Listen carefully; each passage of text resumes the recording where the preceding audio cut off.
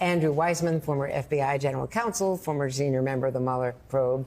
Andrew has been in the court's overflow room today, a room set up for reporters and the public because there are not enough seats in the courtroom itself. Andrew, did you have a view of Donald Trump, of how he was behaving with Michael Cohen, his nemesis, on the stand? Yeah, you could see there's a camera directly on the former president. Obviously, there's also a camera on the witness stand, so you could see Michael Cohen clearly. In many ways, it was like when you go to a tennis game and you can't really see too much versus when you watch it on TV. You could actually see very up close a lot of reactions. And one thing that seemed pretty odd was it again appeared at some point that Donald Trump's eyes were closed. I'm not going to say whether he was sleeping or not, but it's an unusual reaction that certainly when I've done trials, I don't usually see the defendant asleep or with their eyes closed. Andrew, let me ask you about an article, an op-ed you wrote today arguing that the prosecution doesn't really need Michael Cohen. Don't they, though? Isn't Michael Cohen the person that will tell him about that Oval Office meeting where Donald Trump agreed to pay him back? I mean, isn't that the key allegation in this case?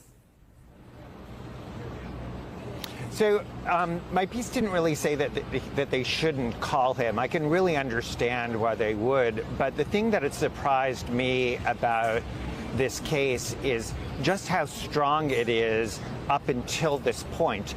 And so I think very often when I've called an insider, like I analogize this to calling an insider like Andrew Fastow in the Enron case, or to more recently Rick Gates in the Paul Manafort case. When you call those insiders, they carry lots of baggage, but essentially the jury kind of knows the scheme, knows what happened, but they want to hear it sort of directly from somebody on the inside.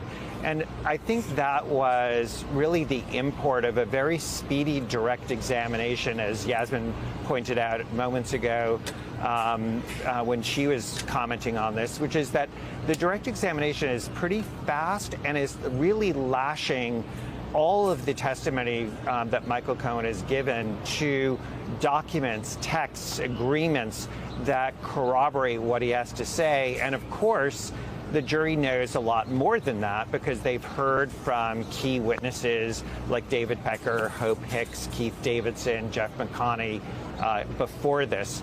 So far, it's going really well. But as your panel is noting, it's less about direct examination and it's going to be much more about cross-examination and how Michael Cohen holds up there. And Andrew, right now in court, they're bringing in the Access Hollywood tape and how Cohen first learned about it, that he learned about it from Hope Hicks, that corroborating, of course, her testimony, the very same thing. And he got an email from Steve Bannon as well regarding the tape. He was in London. He says he believes he was, in London celebrating his daughter's 21st birthday. And so he gets this email between Cohen and Steve Bannon, as well as Hope Hicks, Jason Miller, Kellyanne Conway, David Bossie, and other campaign advisors. So everybody was involved. He also is getting an email, Andrew, sorry to interrupt you, from David Farenthold asking for comments, saying, urgent Washington Post query, here's what was in this tape that I saw, can you get a comment? This probably has an email from me from like 1 minute later asking for the same comment, since we went to air with the tape seconds after the Washington Post posted it. Let me ask you, Andrew, about how Michael Cohen so far has appeared on the stand. I mean, listen, we all know Michael Cohen really well. I think the world knows Michael Cohen really well at this point. We understand that he can be charming, he can be blustery, he can get angry, he can feel aggrieved very easily. I mean, if you've been on the receiving end of any of his phone calls when he was working for Donald Trump, you could get all of the emotions in the span of 5 sentences. How has he been today? Has he been more controlled? I know he's been working with Susan Hoffinger for a year on this testimony. And is he too talkative? Yeah, the way, frankly. He tends to be. So those are great questions. He is doing really well on that score. Very often Susan Hoffinger will introduce the subject by saying, briefly, tell us this, or briefly. So clearly trying to not have what happened with Stormy Daniels, make sure the witness is just focused on the question and just answering it. Michael Cohen is doing that. He is not straying at all. He is answering the question directly. Every now and then there were flashes of charm, but he is neither angry. He is, he's not off point. He is not acting thin-skinned. I mean, when I put on witnesses, I'd be very happy with how he's doing.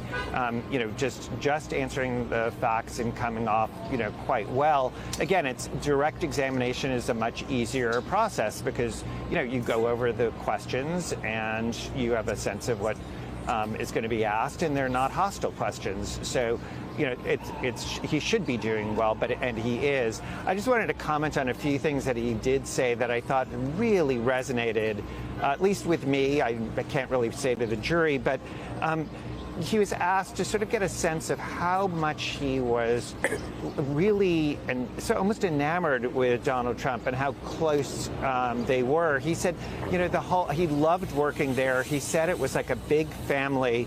And when asked, how did it feel when you would go in and tell Donald Trump about the latest thing that you were doing, because the constant theme was of just walking right down the hall and telling Donald Trump everything that was going on. That's going to be an important theme in closings. He said, he was asked, how did you feel when Donald Trump would say great or fantastic? And he said, I felt like I was on the top of the world. And that really struck me. It was great.